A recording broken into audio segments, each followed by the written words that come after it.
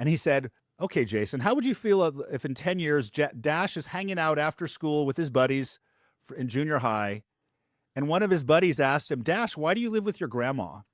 And Dash says, oh, we live with our grandma because my dad wasn't willing to eat dog food to create financial independence. It was this gut punch of all gut punches. He said, or do you want Dash's friend saying, how come you get to live this amazing life? Because my dad would do anything, including eating dog food. Brace yourself for a wild ride into the unexpected. This ain't your typical success show. I'm here talking to real folks who've been through it all, skipping the fancy business talk for authentic stories. We're diving into childhood dreams, teenage escapades, and everything in between. No scripts, just the stories that truly mold success. Each episode takes you on a journey through those breakthrough moments that paved their way. No fluff, just genuine stories. So whether you're chasing dreams or just love a good story, buckle up for wisdom, laughs, and the unexpected. This is the Breakthrough Podcast, where success is a journey, not just some fancy destination. Don't miss out. Hit the subscribe button now and join our Breakthrough crew. I got some incredible stories to share, and you won't want to miss a single one.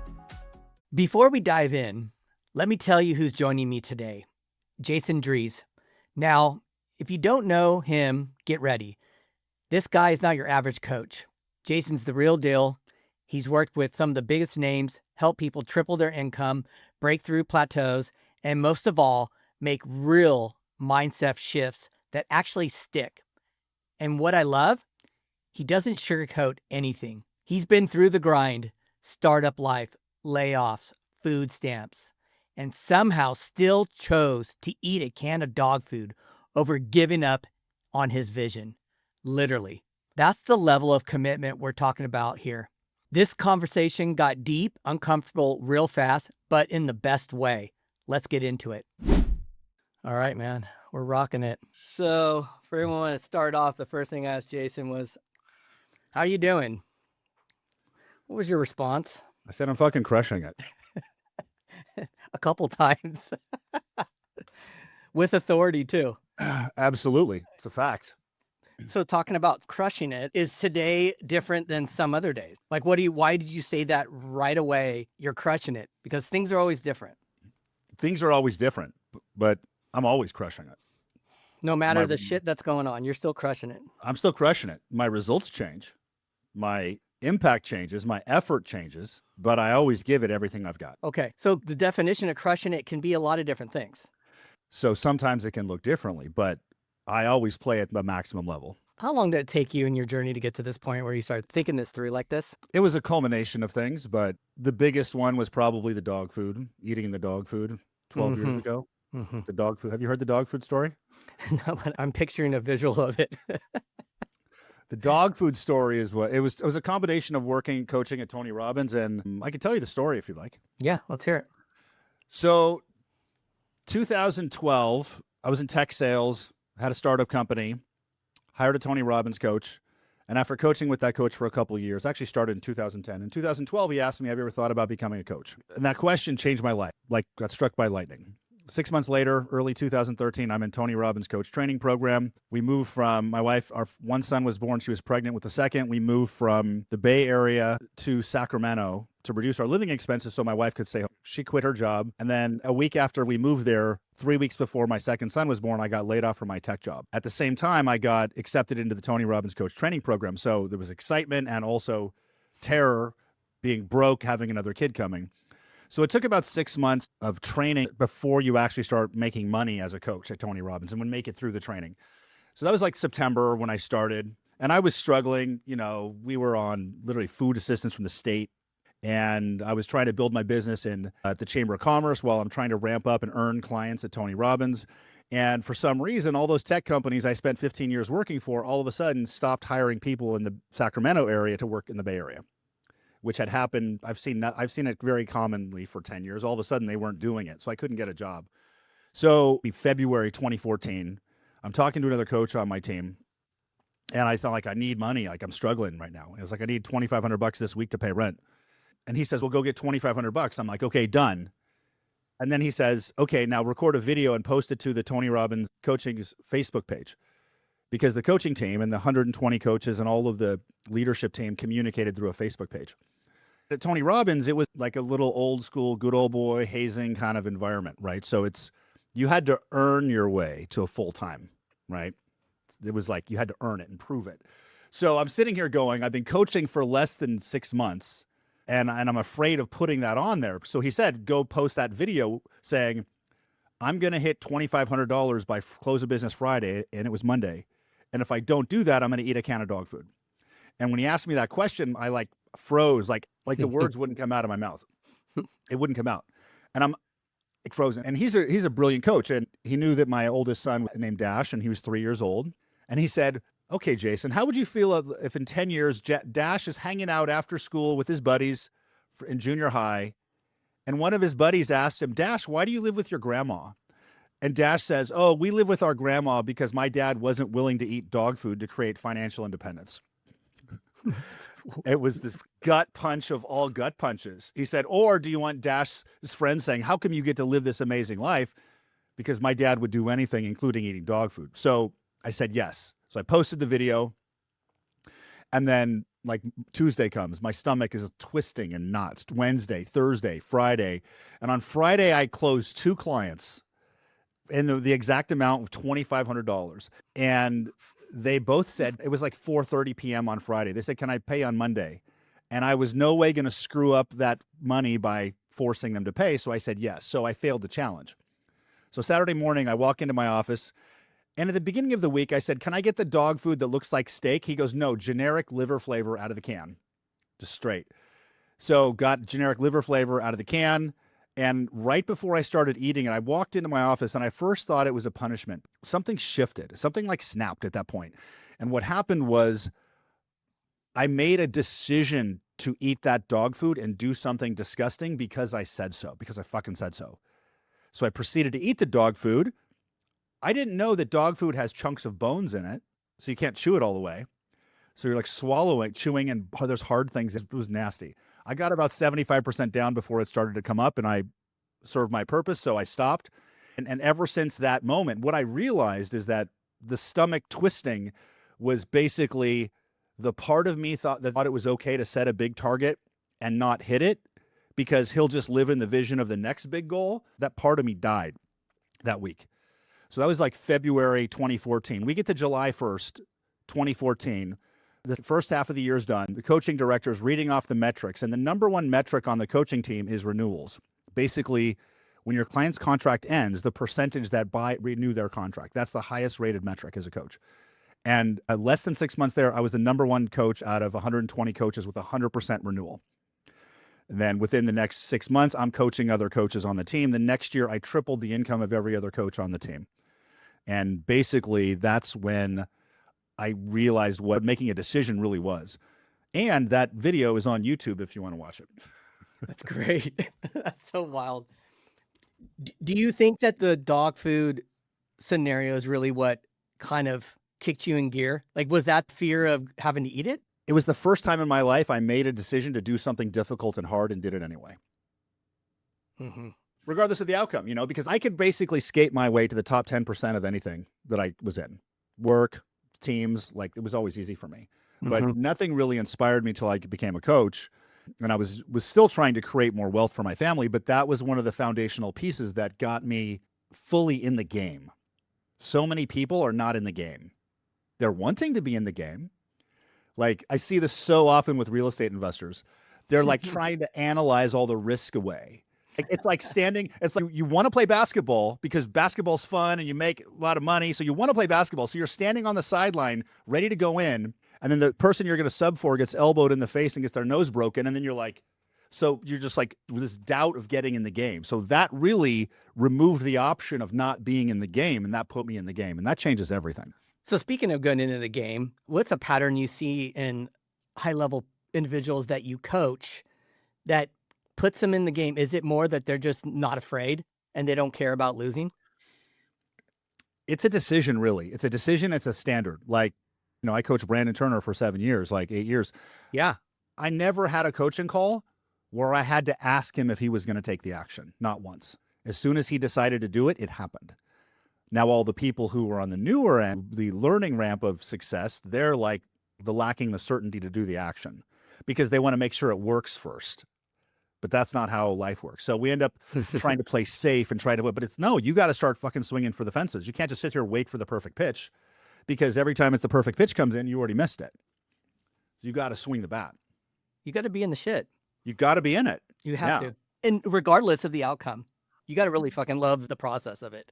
And then you got to deal with everybody looking at you funny because because the percentage of the population that does this is single digit.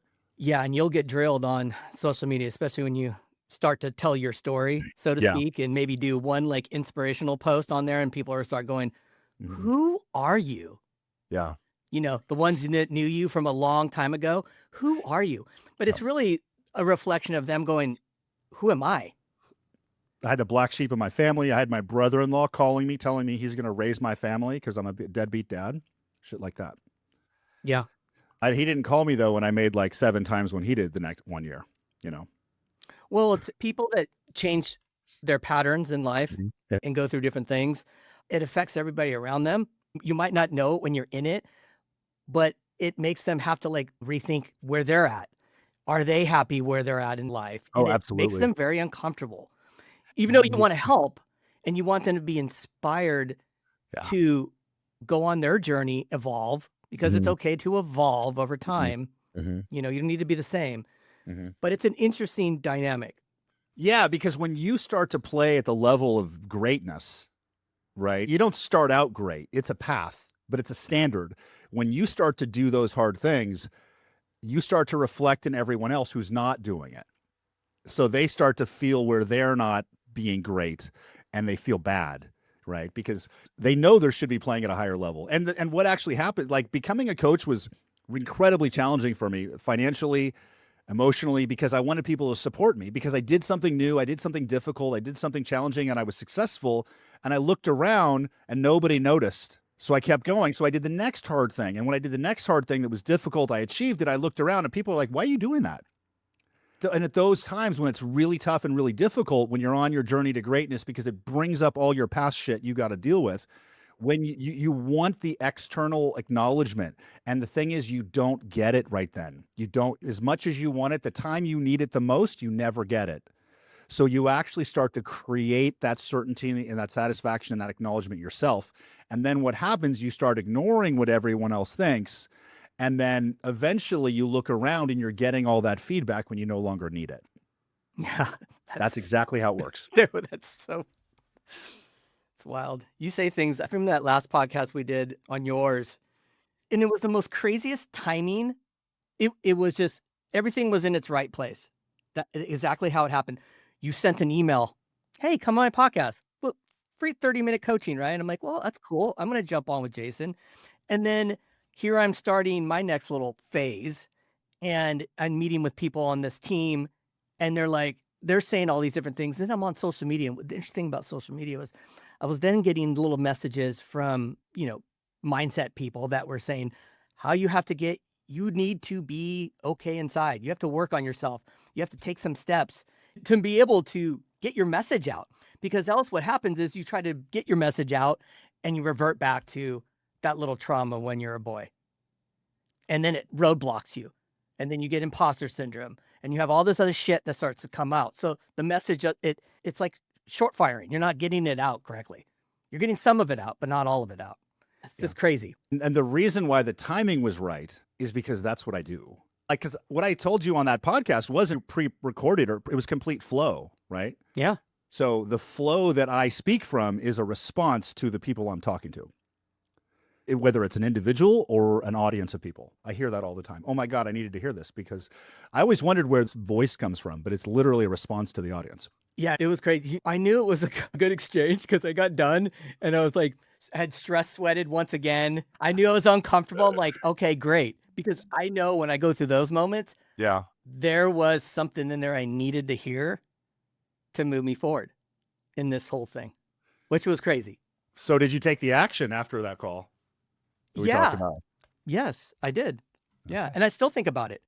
You can have all the awareness in the world, but if you're not doing something about the awareness, it's just awareness.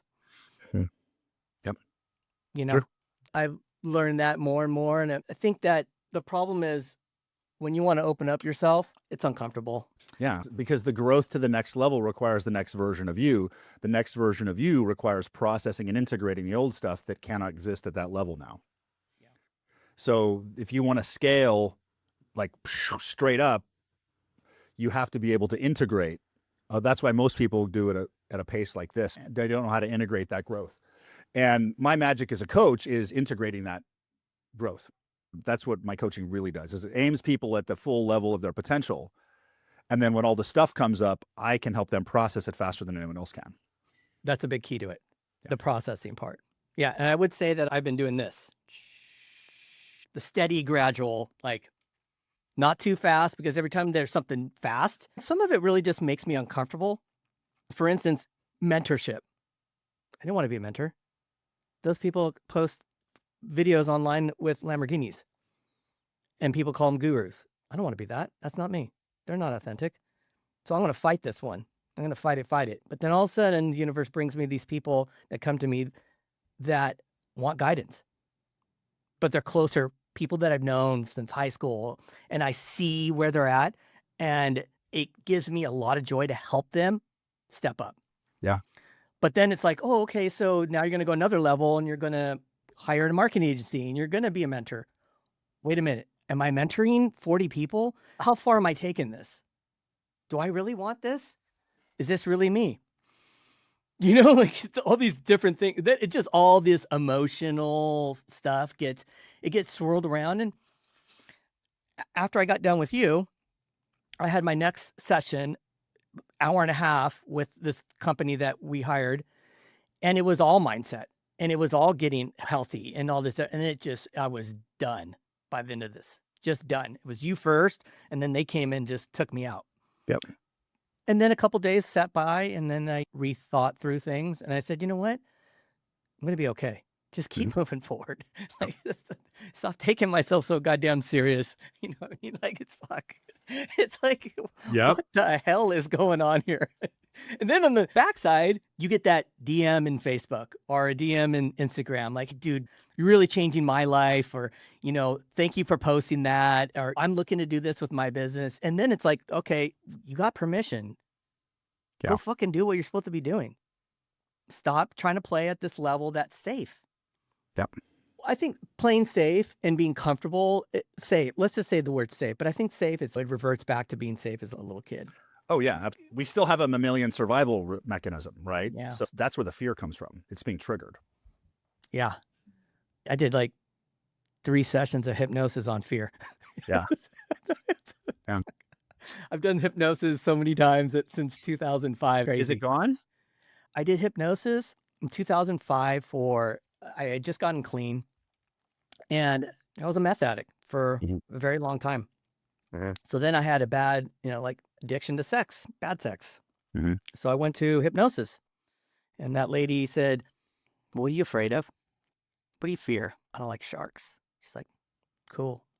And she put me through that whole song and dance. And when I got done, every time I thought about a girl, prostitute, I had a picture of the San Jose Sharks shark was on the head. So I called my girlfriend that is now my wife, and I said, "We solved it." She's like, "Why?" I'm like, "I see sharks." She's like, "What?" Yep, it's all sharks. So it's worked for me on a few occasions. This last one, Nice. not so much. Not so much. That's one thing. I just tweak and I move on. Figure it out. Well, you need different tools for different levels. I think you do. You do. Yeah. So I like to get back to your early days. What kind of jobs did you have growing up? I'm curious about this. First job was at the golf course in high school. Range kid, golf car. Then I did retail, high school, retail clothing. I worked as a polo specialist at Robinson's May. Nice. Where I learned how to dress, actually. Then I worked at Circuit City selling computers. And then I got a tech sales job at a company called Ingram Micro, which was a technology distributor, which was basically my first real job. And then I was in tech sales for 15 years before I became a coach. Did you like tech sales? I was good at it because I'm smart and I'm technical and I'm personable, but it paid well and I could always shape it so I could work my own hours, which was nice. and flexibility, work from home most of the time. It was the best job I'd found so far, but it wasn't really satisfying. But really what it was, I was doing from like 2005 to 2013, I was doing product demonstrations like for businesses. So I would be carrying my equipment around and presenting to small teams, big teams, and just over and over again. Looking back now, I realized that was the beginning of my speaking career. All that work I did, I learned how to speak. I learned how to control the room. I learned how to connect with everybody in the room, to influence the room. And it's the exact stuff that I use today as a coach when I'm speaking at events. But that was the early days of it. How did you like speaking? Was that something you felt like you were confident about doing?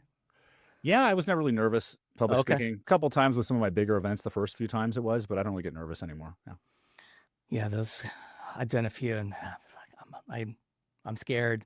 They just unravel. And a lot of it, I got really bad anxiety, so I'm always wound up. I mean, just to do this podcast, I went on a 2-mile run before it. It just Yeah. calms me down so I can focus talking to you. But you can move past that anxiety Yeah, I permanently. definitely need to. Yeah.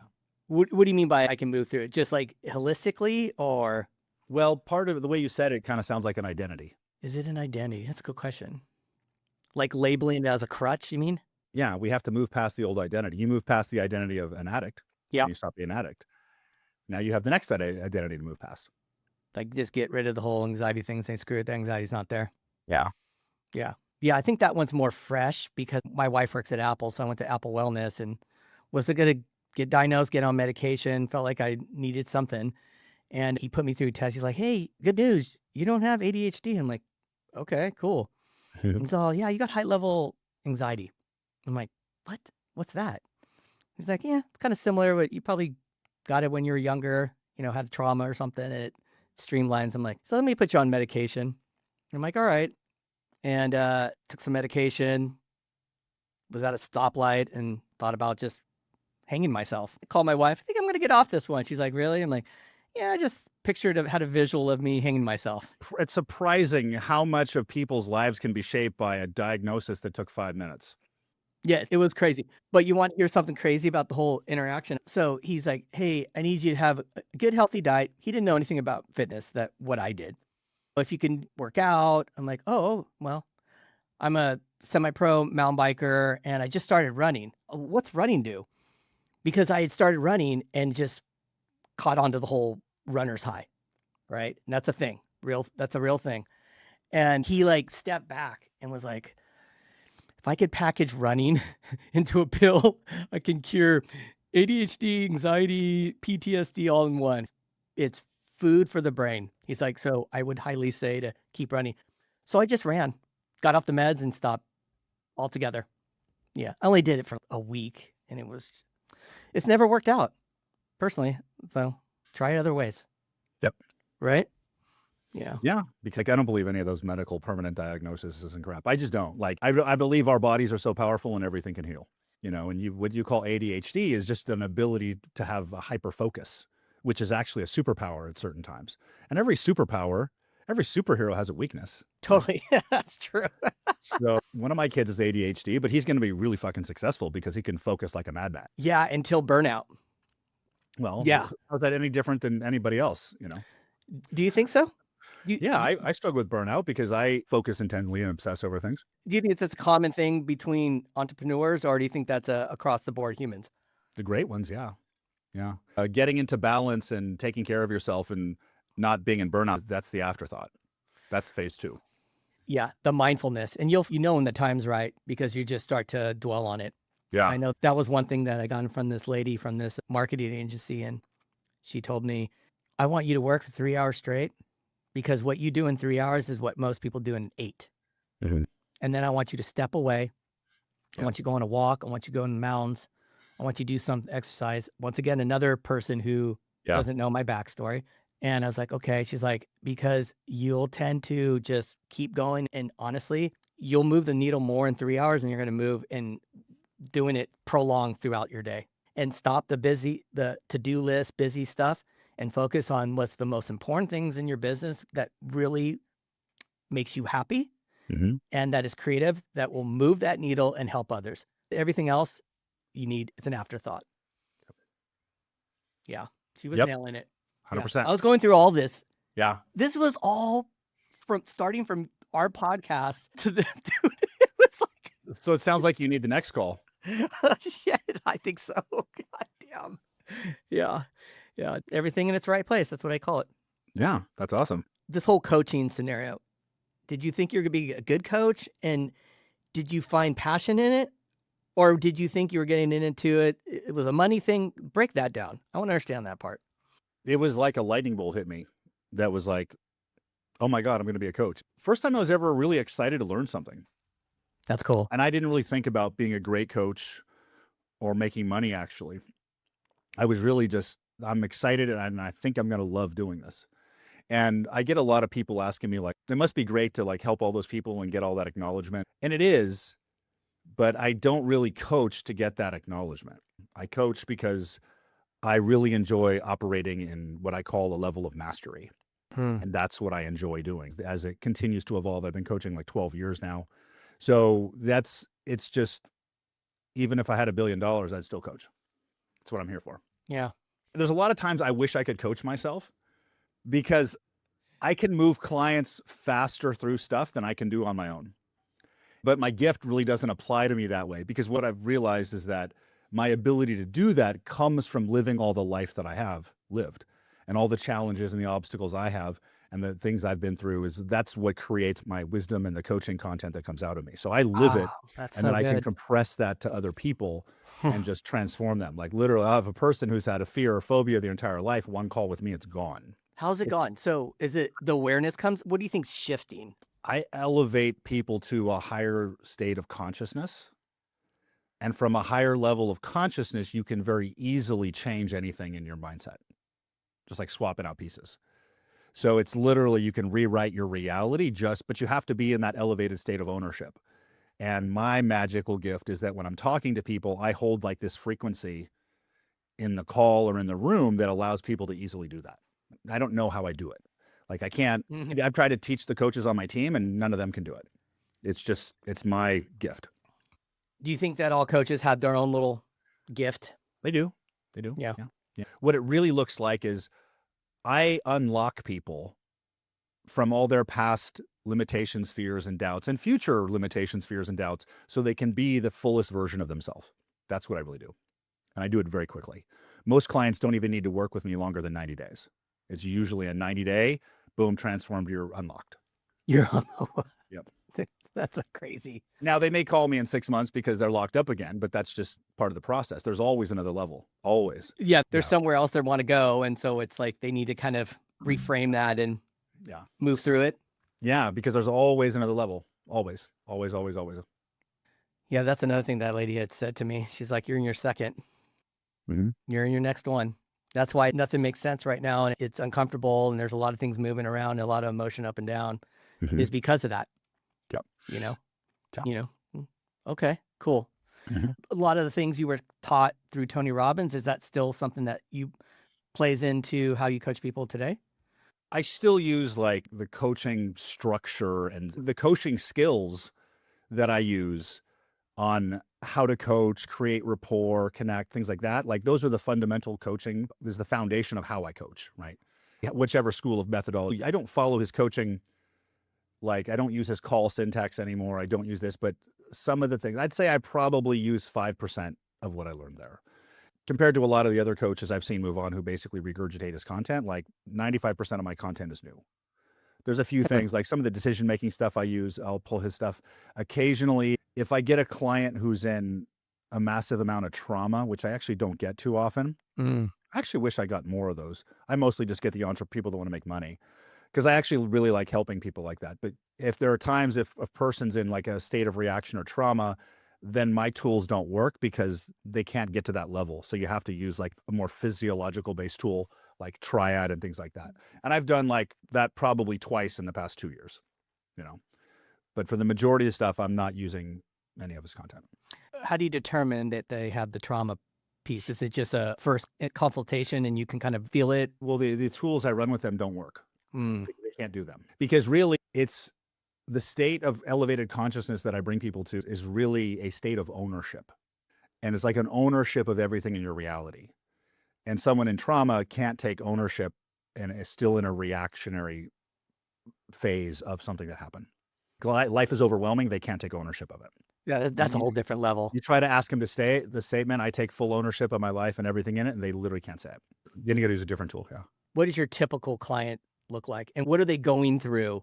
Do they all have very similar issues that over the years? Yeah, there's basically 6 reasons. Let's see, what are those 6 reasons? Most people, my ideal client or my common client is usually making at least $300,000 a year, at least the ones that work with me directly. And 500 or more is usually where I focus is the 7-figure earners and up, because my magic is accelerating those who are already great. Any coach can get you started, but that's my gift, is the acceleration. Most people come to me to make more money or to get more done in less time, add leverage, or they don't know which direction to go, or they're trying to shorten their time to get goals, or they're completely lost, or they're stuck, or they've plateaued. I see that a lot where people have like made money, got comfortable, and they plateau, and then they can't get to the next level. Interesting. But those are the most common. Yeah. Pretty much everybody signs up is money, but I coach every area of their life. So they're signing up for money, but I coach them in every area. Money is just one part of it. It's just one part, but very few people will walk through the door that says, hey, feel better about yourself. I'll take the door next to it that says, make more money. Do both. Yeah, so that's why I sneak that stuff in. I do that a lot of times. I'll sneak in. So while I'm helping them fix their business, I'll get them aligned with themselves, and I'll sneak it into repeat after me statements when they're not expecting it. Like not good enough and things like, because everyone has to deal with not feeling not good enough. It's like the core human condition. Is that a big one? Yeah, it's the biggest one everyone has. Like it's the root of every limiting belief. Every limiting belief will eventually get to I'm not good enough. And as Tony Robbins said, we're not good enough and we won't be loved. As he says, those are the 2 greatest fears. So it always comes down to those. And everybody tries to get rid of those, but it's not like you get rid of those. It's like you make peace with those, because they're never going away. Not until we're fully integrated, unwinded, enlightened ego, which none of us are at this point. The not good enough one is an easy one to fall into. Just simply, if you're on social media, It is. Yeah. and you follow anybody top in the industry you're in or whatever's going on, you're going to feel that directly. Or no, I'll take that back. You might be feeling that indirectly, which is probably even worse. Yeah. Yeah. Like it's easy to go, oh, I mean, I go through it all the time. Oh, that person delivered that video on some type of investment strategy, and God, they said that really good. I would never say it like that. Wouldn't be able to pull that off. Why people aren't in the game. Yeah. That's their excuse. Mm-hmm. I need to fix that first. But it's like, no, getting in the game is how you fix it. Well, yes, but I think also too, what I've learned, which is great, is maybe that person can deliver it that way, but my superpower is over here doing it this way. Okay. And I think that's a good approach to it, because you can't sit around comparing yourself to everybody out there. It's not good. And especially when you hear it from, I don't want to call them big influencers, but you know what I'm saying, people online. Mm-hmm. I love hearing them talk, whether they write a thread and put it out on there. And a lot of them are just the shit they've gone through. Mm-hmm. It's something that they were thinking about in the shower and then wrote it down and put it out there. A lot of these issues haven't been solved. They're just putting it out to the universe. It's a way to get it out and get it resolved. It's just getting it off your chest. I think when you can really approach everything that's going on in your life head on, you make big progress. Yep. That's just the reality of it. Is as comfortable, uncomfortable as it is, it definitely feels good down the road when you've gone through some of them, for sure. I don't want to ever feel like I've solved life. Yeah. It doesn't make sense to me. Yeah. That's not it. So you're a coach, but you run a business too. So how's that been to scale a business? Because you went like during COVID. Yeah. You went through some shit during there. I know you did. Oh, you had to have. Yeah. I hate running the business. I know. That's the part that sucks. It's like a bunch of puzzles. You're like, wait, can I just coach? And everybody just follow it, what's supposed to be going on, and let's just move along. Yeah. Yeah, because the majority of my time over the past like 4 years has not been coaching. It's been running the business. So I'm actually focused on getting more back to that and streamlining things and simplifying, because it just got way too complex. And how? How did it get complex? Too big, too fast? Just too many different programs and trying to juggle all these things. And like, I spent a lot of time trying to grow the clients for my coaching team instead of trying to grow the clients for myself. People who coach with me and people who coach with my coaching team that's two different businesses. They're two different things. By doing both, I'm not doing either one great. So I'm really trying to focus more I'm focusing more now back on just Jason Drees coaching as me. The team, that's something else. Yeah. I'm probably going to be rebranding it with a different name. Yeah. That's cool. And then you know what? That's the whole discovery of it, right? Yeah. Yep. And that's interesting you bring that up. That's a thought that I have. Yeah. Because this team is explaining me the back end and hey, you'll have a sales coach that will, make calls to your, potential mentees. Mm-hmm. And I'm like, well, how am I mentoring all these people all one time? And then who's below me to do that? And then because I give a lot to the ones who I do mentor. Mm-hmm. And I talk to them on a daily, weekly, sometimes a daily basis, some of them. Mm-hmm. How am I going to do that? How am I going to provide that same kind of value? And I have all these weird thoughts about that. Where's this all go? It's an interesting pattern. Yeah. If it didn't have to scale, what you'd be doing is just fine. That is true. That is true.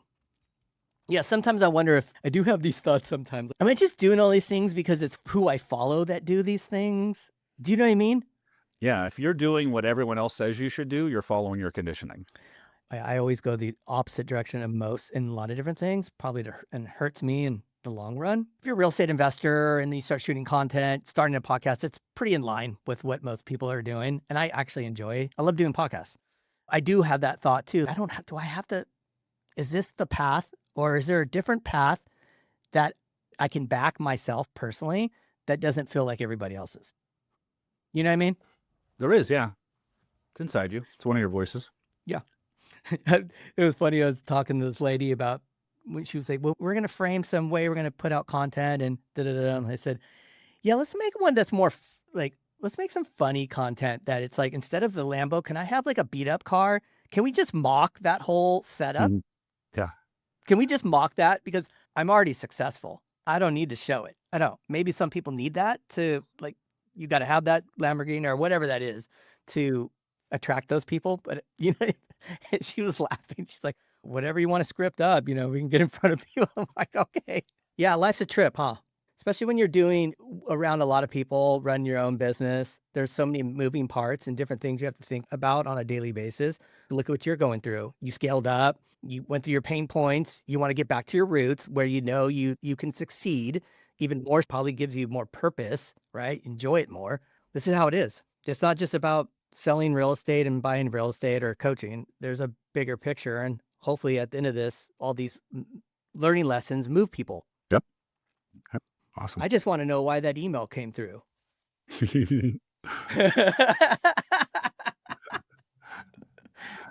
Yeah. I'm like that. That, Jason. I take things like that I call it signs. It is. Yeah, I told my assistant, did you see that email from Jason? She's like, I did. She's like, didn't you get coached by him? I didn't get coached by Jason. It was one of his team members. Yeah. Speaking of getting coaching, that was my first coaching that I've ever had. Here's what I learned from it. This is my takeaway. Not that we became friends. I can't even remember the name of my coach. But there was also COVID. So there was a lot of things going on. I don't need a friend. I need someone to just drill the shit. Yep. Reframe it. I don't need, a rah-rah cheerleader. I don't need that. But I do need a coach, a mentor. I don't have anybody. Why am I gone this long? You should get a coach. You need a coach now too. I know. Yeah. I know. Well, that was something else that was said by them. Yeah. They said that you said it first. And then I got out an hour later and had an hour and a half. I had 4 Zooms that day. I was done. Yeah. With the messaging. That messaging, you're going to take it and run with it, or are you going to put it in the back of your mind and think about it, not do it, and then feel like shit because you keep you're right? I appreciate you jumping on today, by the way. Yeah. Yeah. Where can the audience find you? Jason Drees Coaching is the simplest way. Also check out YouTube, Jason Drees Coaching. YouTube is the magic spot. Yep. YouTube's the magic spot. Also my book, Do the Impossible. And my next book, a goal is I'm going to release that this year. Second book. Good for you, man. Yeah. I appreciate your time. Yeah. Thanks for jumping on. Yeah. Maybe you'll get an email from me. Maybe you will. Maybe I will. And I'll wonder Actually, why I got your number. I'll wonder why am I getting this email? Actually, emails are probably the worst way. I'm basically about done with email. I'm just like, it's just I agree with you. I don't look at mine anymore. My it's so assistants do it. terrible. It's like I don't even. Yeah. I got your number. Text me if you want me to respond. Let's just say it that way. Okay. Thanks a lot, Jason. I'll be Awesome, talking to you brother. soon. You have a great day. Thanks for All the right. conversation. You keep crushing it. All right, brother. Awesome to talk to you, man. All right. Thanks. See you, bud. Bye. Thank you for tuning into our show, where we hope you found inspiration and gained valuable insights.